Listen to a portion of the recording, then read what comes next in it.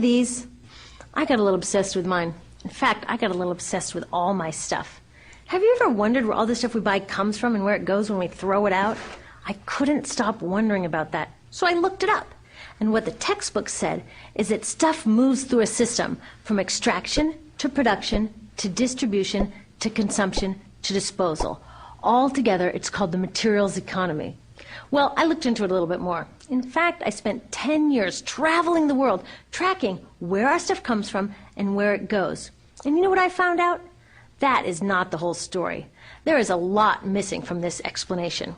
For one thing, this system looks like it's fine. No problem. But the truth is, it's a system in crisis.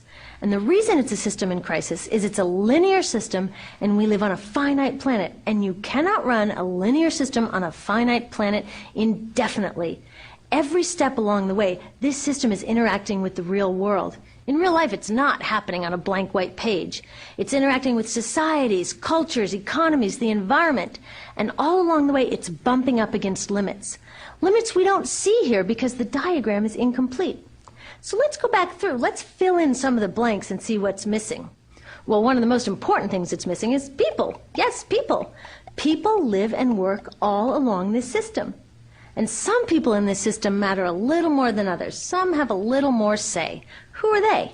Well, let's start with the government. Now, my friends tell me I should use a tank to symbolize the government, and that's true in many countries and increasingly in our own. After all, more than 50% of our federal tax money is now going to the military. But I'm using a person to symbolize the government because I hold true to the vision and values. The government should be of the people, by the people, for the people. It's the government's job to watch out for us, to take care of us. That's their job. Then along came the corporation. Now, the reason the corporation looks bigger than the government is that the corporation is bigger than the government. Of the 100 largest economies on Earth now, 51 are corporations. And as the corporation has grown in size and power, we've seen a little change in the government where they're a little more concerned in making sure everything's working out for those guys than for us. Okay, so let's see what else is missing from this picture. We'll start with extraction, which is a fancy word for natural resource exploitation, which is a fancy word for trashing the planet. What this looks like is we chop down the trees, we blow up mountains to get the metals inside, we use up all the water, and we wipe out the animals. So here we are running up against our first limit. We are running out of resources. We are using too much stuff. Now, I know this can be hard to hear, but it's the truth, so we've got to deal with it. In the past 3 decades alone, 1/3 of the planet's natural resource base has been consumed. Gone. We are cutting and mining and hauling and trashing the place so fast that we're undermining the planet's very ability for people to live here. Where I live, in the United States, we have less than 4% of our original forests left. 40% of the waterways have become undrinkable. And our problem is not just that we're using too much stuff, but we're using more than our share. We have 5% of the world's population, but we're using 30% of the world's resources and creating 30% of the world's waste. If everybody consumed at U.S. rates, we would need 3 to 5 planets. And you know what? We've only got 1. So my country's response to this limitation is simply to go take somebody else's. This is the third world, which some would say is another word for our stuff that somehow got on somebody else's land. So what does that look like? The same thing, trashing the place. 75% of global fisheries now are fished at or beyond capacity. 80% of the planet's original forests are gone. In the Amazon alone, we're losing 2,000 trees a minute. That is 7 football fields a minute. And what about the people who live here? Well, according to these guys, they don't own these resources, even if they've been living there for generations. They don't own the means of production, and they're not buying a lot of stuff. And in this system, if you don't own or buy a lot of stuff, you don't have value. So next, the materials move to production. And what happens there is we use energy to mix toxic chemicals in with the natural resources to make toxic contaminated products. There are over 100,000 synthetic chemicals in use in commerce today. Only a handful of them have even been tested for health impacts, and none have been tested for synergistic health impacts. That means when they interact with all the other chemicals we're exposed to every day. So we don't know the full impact on health and the environment of all these toxic chemicals, but we do know one thing. Toxics in, toxics out. As long as we keep putting toxics into our industrial production systems, we're going to keep getting toxics in the stuff that we bring into our homes and workplaces and schools, and our bodies. Like BFRs, brominated flame retardants, they're a chemical that make things more fireproof, but they are super toxic. They're a neurotoxin. That means toxic to the brain. What are we even doing using a chemical like this? Yet we put it in our computers, our appliances, couches, mattresses, even some pillows. In fact, we take our pillows, we douse them in a neurotoxin, then we bring them home and put our heads on them for 8 hours a night to sleep. Now, I don't know, but it seems to me in this country with so much potential, we could think of a better way to stop our heads from catching on fire at night. Now, these toxics build up the food chain and concentrate in our bodies. Do you know what is the food at the top of the food chain with the highest level of many toxic contaminants? Human breast milk. That means that we've reached a point where the smallest members of our societies, our babies, are getting the highest lifetime dose of toxic chemicals from breastfeeding from their mothers. Is that not an incredible violation? Breastfeeding must be the most fundamental human act of nurturing. It should be sacred and safe. Now, breastfeeding is still best, and mothers should definitely keep breastfeeding, but we should protect it. They should protect it. I thought they were looking out for us. And of course, the people who bear the biggest brunt of these toxic chemicals are the factory workers, many of whom are women of reproductive age. They're working with reproductive toxins, carcinogens, and more. Now, I ask you, what kind of woman of reproductive age would work in a job exposed to reproductive toxins except for a woman with no other option? And that's one of the beauties of this system. The erosion of local environments and economies here ensures a constant supply of people with no other option. Globally, 200,000 people a day are moving from environments that have sustained them for generations into cities, many to live in slums, looking for work, no matter how toxic that work may be. So you see, it's not just resources that are wasted along this system, but people too. Whole communities get wasted. Yep, toxics in, toxics out. A lot of the toxics leave the factories in products, but even more leave as byproducts or pollution. And it's a lot of pollution. In the U.S., our industry admits to releasing over 4 billion pounds of toxic chemicals a year. And it's probably a lot more because that's only what they admit. So that's another limit, because yuck, who wants to look at and smell 4 billion pounds of toxic chemicals a year? So what do? Move the dirty factories overseas, pollute someone else's land. But surprise, a lot of that pollution is coming right back at us, carried by wind currents. So what happens after all these natural resources are turned into products? Well, it moves here for distribution. Now, distribution means selling all the toxic contaminated junk as quickly as possible. The goal here is to keep the prices down, keep the people buying, and keep the inventory moving. How do they keep the prices down? Well, they don't pay the store workers very much, and they skimp on health insurance every time they can. It's all about externalizing the costs. What that means is that the real costs of making stuff aren't captured in the price. In other words, we aren't paying for the stuff we buy. I was thinking about this the other day. I was walking to work and I wanted to listen to the news, so I popped into a Radio Shack to buy a radio. I found this cute little green radio for $4.99. I was standing there in line to buy this thing, and I was thinking, how could $4.99 possibly capture the cost of making this radio and getting it into my hands? The metal was probably mined in South Africa. The petroleum was probably drilled in Iraq. The plastics were probably produced in China. And maybe the whole thing was assembled by some 15-year-old in a maquiladora in Mexico. $4.99 wouldn't even pay the rent for the shelf space it occupied until I came along, let alone part of the staff guy's salary who helped me pick it out, or the multiple ocean cruises and truck rides pieces of this radio went on. That's how I realized I didn't pay for the radio.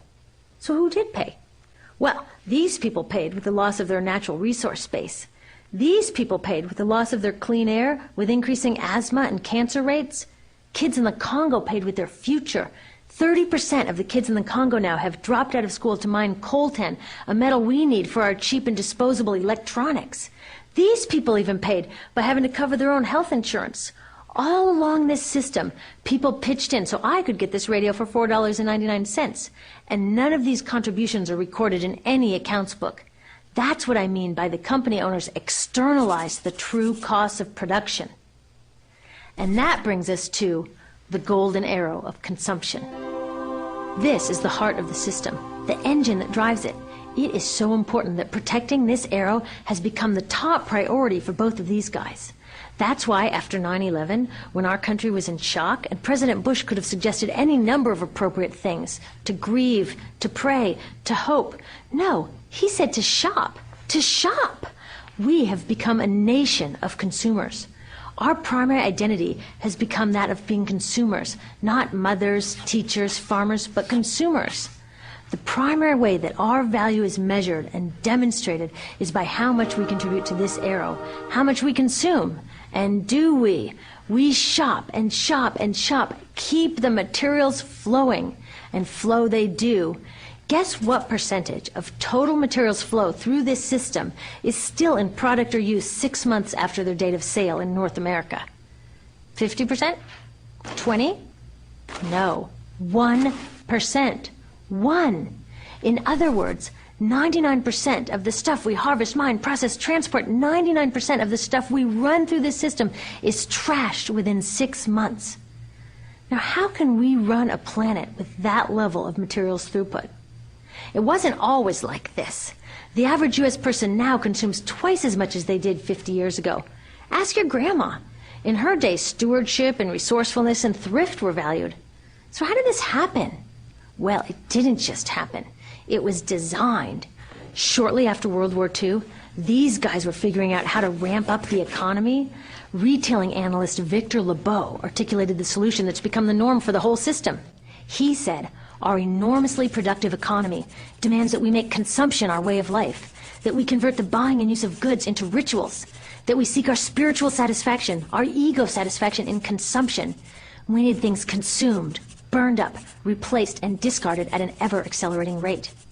President Eisenhower's Council of Economic Advisors chairman said that the American economy's ultimate purpose is to produce more consumer goods. More consumer goods? Our ultimate purpose? Not provide health care or education or safe transportation or sustainability or justice? Consumer goods? How did they get us to jump on board this program so enthusiastically? Well, 2 of their most effective strategies are planned obsolescence and perceived obsolescence. Planned obsolescence is another word for designed for the dump.